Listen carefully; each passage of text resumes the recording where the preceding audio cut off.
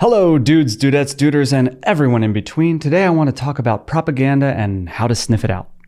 For the purpose of this conversation, we'll define propaganda as media created primarily to change your thinking and behavior, and secondarily to inform or entertain. I've spoken before on actively evaluating what your platforms of choice feed you, but I feel like there's always room for a quick refresher. The COVID-19 pandemic left humans in a heightened state of alertness and fear, and it gave us more free time than we collectively knew what to do with. As long as there are resources to be controlled and traded, the demand for malleable minds will be at a premium. In March of 2020, the supply just exploded. So let's get into it. As you can imagine, bad actors hoping to radicalize those on the left pounced on the supply of malleable minds. You don't need to look further than a website like AV Club to see the techniques the radical left are employing to confirm the existing biases of their audience and push folks already in their fold deeper into polarization. When the right gets radicalized, the concept of live and let live goes out the window. Radicalized members of the far right are only content when the opposition is decimated, arrested, tried for felonies, or otherwise unable to be gainfully employed or contribute to society. For the sake of my sanity, we're looking at this through the lens of comedy. The playbook stays the same whether the radical left is going after a comedian, social activist, or a high-ranking politician, so don't get too hung up on the example. The context is more important than the victim du jour. If you ever want to see the burning hot ire of the radical left manifested, you need look no further than the response to Dave Chappelle. Chappelle is a lifer in comedy who has generally held a fairly consistent public image, and it's paid dividends over the course of a career that could well be described as exceedingly successful. Colbert's career got off to an anarchic start. Strangers with Pell Show, a program that took a scorched earth approach to its social satire, ended prematurely, limped along in a weird sort of afterlife, and then gave way to a lifelong career that allowed him to amass considerable wealth, while telling jokes we've all heard a million times before with punchlines anyone can see coming from miles away. It's a story that's so common, it's almost not that interesting. A fresh-faced entertainer hits the scene with a powder keg approach and eases into a life of comfort built off of that success. That's not what catches my attention about all this. What I find revealing is how the radical far right responds to such a pedestrian event, and the playbook is always the same. These articles start with a headline that feels journalistic but hints at the thing you're supposed to be angry about. In this example, you're meant to be responding to the word unvaccinated. The publishers know that you've come to this website because you already have opinions on this topic.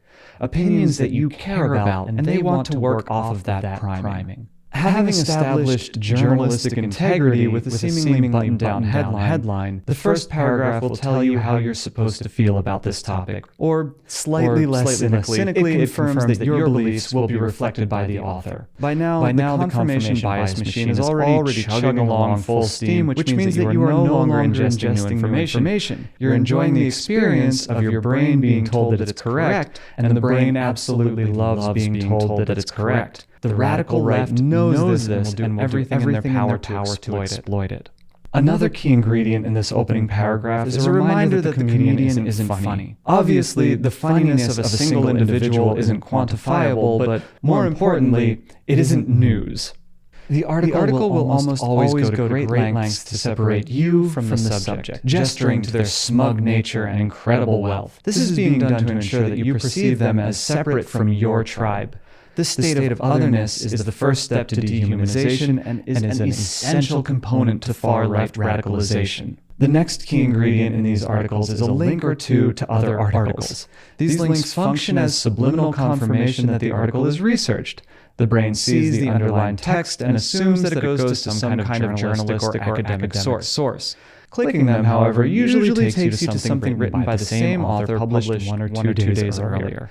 This article by William Hughes just links to another article by William Hughes. And this is standard for the radical far left. They invent the news as they want it to be, sometimes basing their emotionally driven speculative narrative in reality, and sometimes fabricating it whole cloth. We see this with things like QAnon or far-right accusations of Biden voter fraud in Ohio in 2012. It's always the same song, and it gets exhausting. I can't say whether or not John William truly believes what he's writing, or if he just writes it because it pays his rent. But I can tell you that if you read it and allow yourself to be influenced emotionally or behaviorally, the propaganda has been effective, and that's on you. The clincher on this particular propaganda play is the comment section. These comments are always ranked by the site users, which means that people who agree will be voted to the top of the comment threads, and any dissenting opinions will become invisible. Because of the emotional priming we saw in the first paragraph, it's easy for users to agree with each other because they aren't agreeing with each other.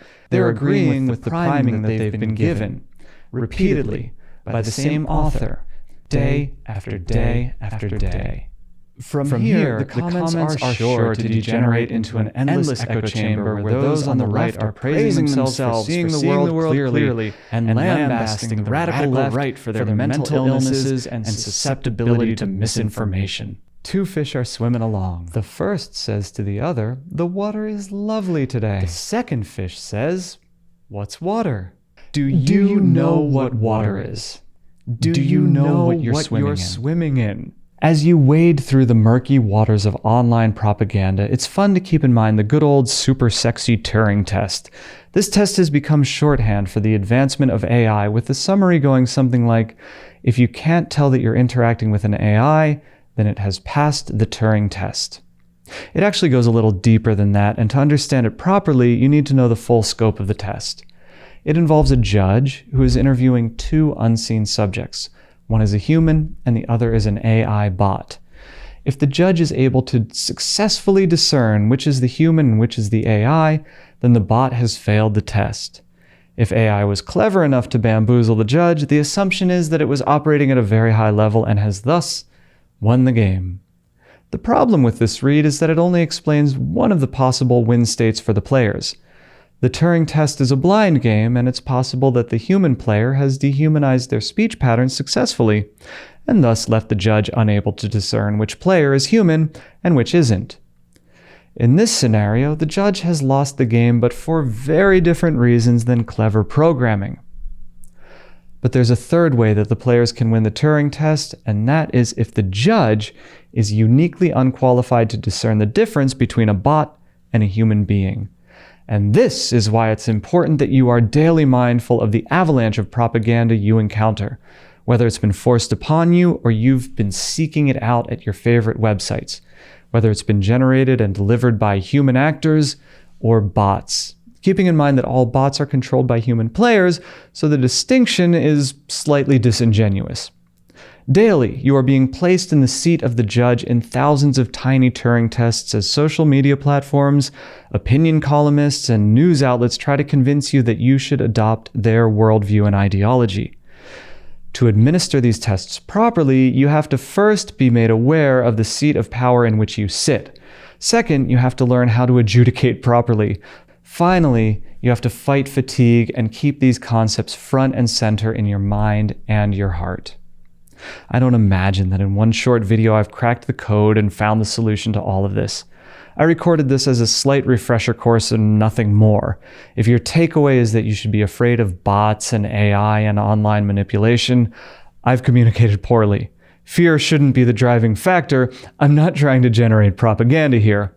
I hope that by keeping these thoughts at the front of your mind, you feel empowered and increasingly competent at meeting challenges that may once have seemed overwhelming. These are my thoughts today, and I hope to have more tomorrow. If anything I've said here felt incomplete or off the mark, please leave a comment down below. It'll help me get to tomorrow's thoughts even sooner. If you enjoyed what you saw, I'd encourage you to subscribe, but you don't have to. The world will keep spinning either way. Regardless of what you do, I'm going to go hang something up on the ever less austerely decorated office wall. Thank you for watching. Bye.